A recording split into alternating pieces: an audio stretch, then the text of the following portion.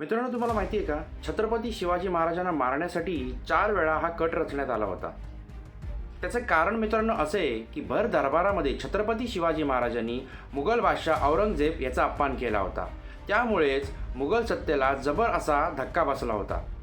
या अपमानानंतरच औरंगजेबाने छत्रपती शिवाजी महाराजांना काही दिवसाचंच मित्रांनो आग्र्यात कडेकोट बंदोबस्तात ठेवले होते. रामसिंगपासून छत्रपती शिवाजी महाराजांना दूर ठेवून औरंगजेबाने आपल्या स्वतःच्या ताब्यात घेण्याचा हा पहिला गुप्तकट रचला.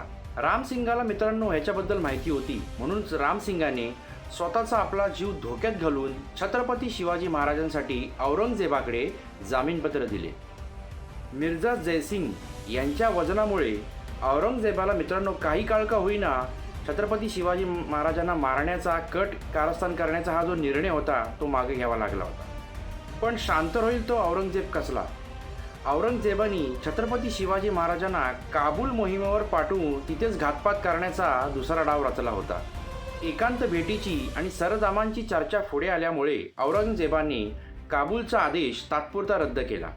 25 मे रोजी छत्रपती शिवाजी महाराजांच्या डेऱ्याभोवती पहारे बसून छत्रपती शिवाजी महाराजांना कैदेत ठेवण्यात आले.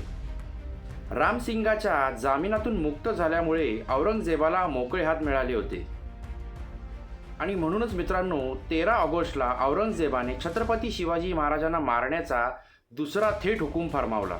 मारण्याचा हुकूम असूनही 4 दिवस विलंब झाल्यामुळे छत्रपती शिवाजी महाराजांना आग्र्याहून निसटण्याची संधी मिळाली.